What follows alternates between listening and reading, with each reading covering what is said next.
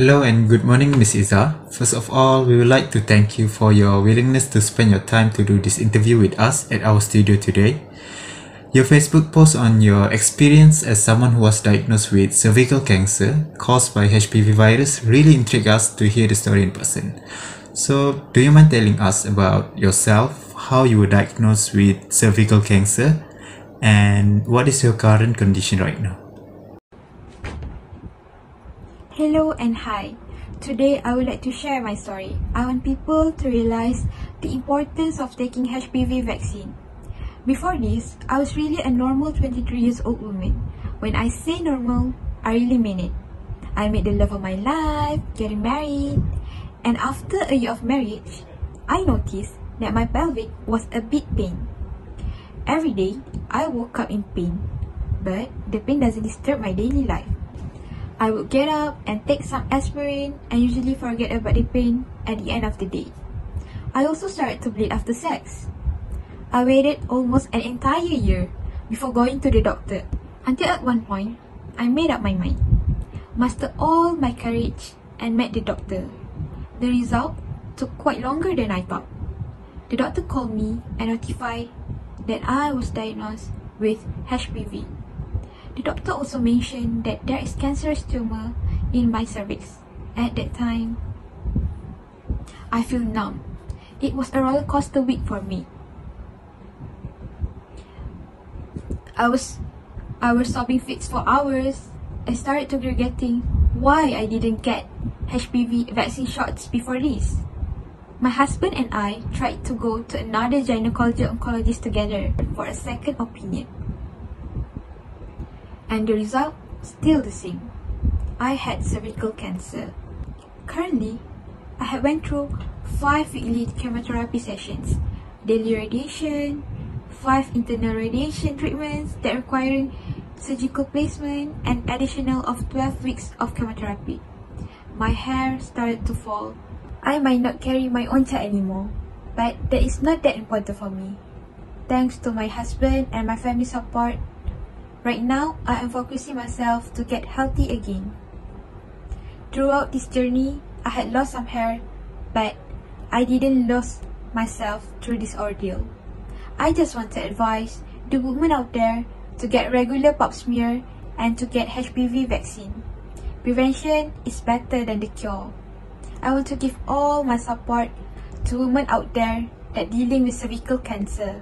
We are together in this, and you are not a bad person for getting this cancer. I am a mother of 3 and I am a cervical cancer survivor. I was diagnosed with cervical cancer at the age of 32. I have always gone for regular pap tests.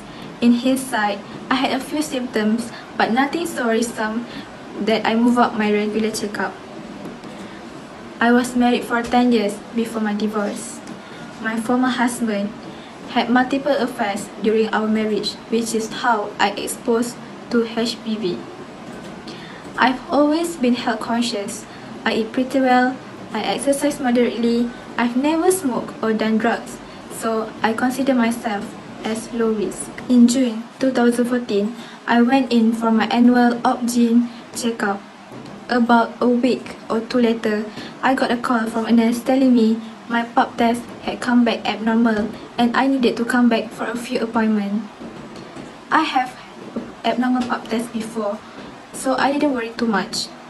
During my second appointment, I had a biopsy. Just 4 days later, I received a call from the doctor telling me she had gotten the result back and they were not good. Worst case scenarios started going through my head. During my appointment with the gynecology oncologist, I was scheduled for con biopsy surgery the next day. Within less than 7 days, I had gone from being a healthy 32 years old woman to someone who having cancer and surgery. 9 days later, I received news that I was at stage 1B with a very aggressive form of cervical cancer. He wanted me to discuss my options, while I didn't think I really wanted to have more children. It's just because I didn't like that the option was taken away from me, and it was taken so quickly.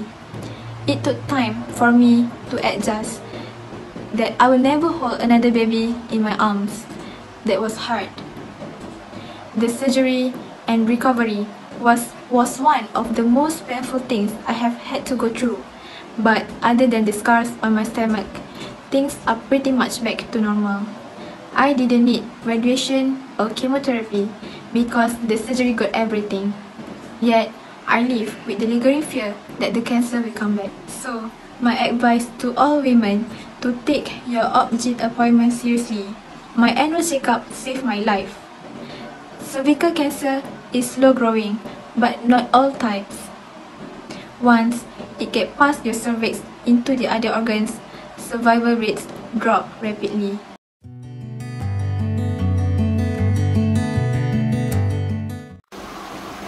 The biggest fear or nightmare of HPV is the advancement of the disease into cervical cancer. Also termed as the hidden or silent cancer due to its asymptomatic nature and incidental diagnosis, the annual rate of incidence in the global arena is approximately 500,000. It is the second most common malignancy of women in underdeveloped and emerging nations. More than 50% of international cases appear to be in the Asia-Pacific region, and in Malaysia,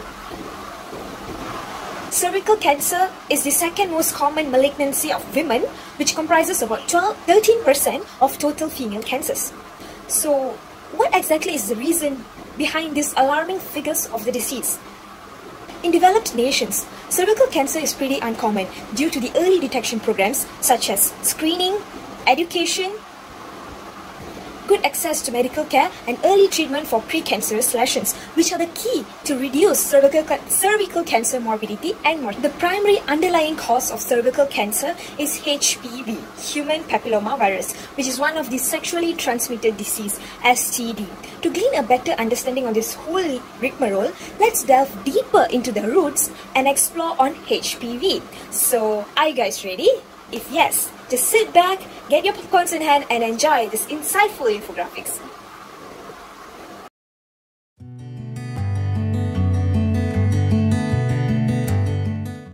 Human papillomavirus mode of infection. The virus that causes HPV infection is transmitted through skin-to-skin contact. Most people get a genital HPV infection through direct sexual contact, including vaginal, anal, and oral sex.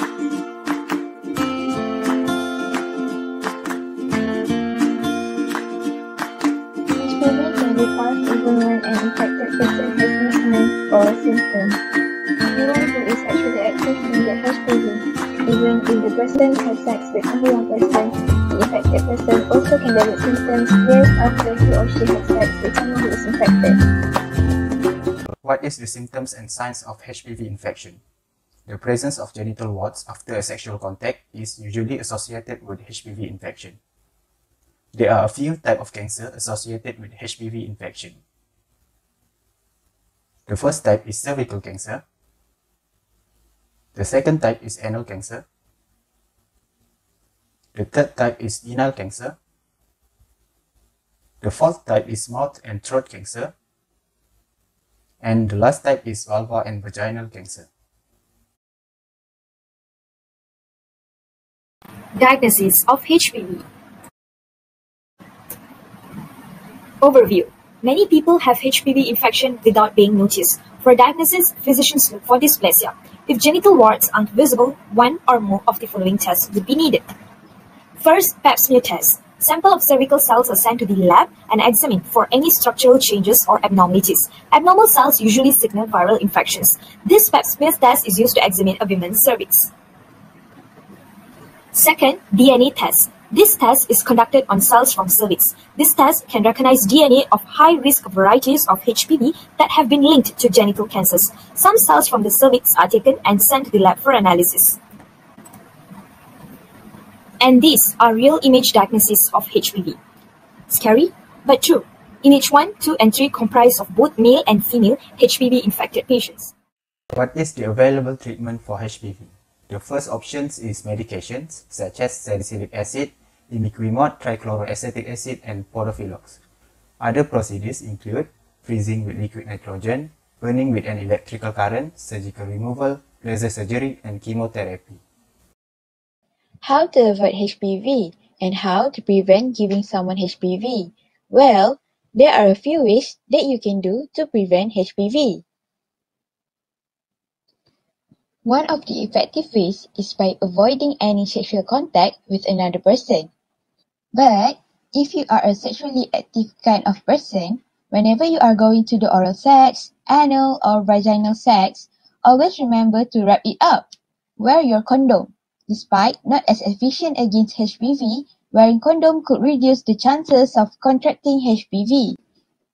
The most effective ways to prevent HPV are getting the HPV vaccine shots and remembering to encourage your partner to do the same thing.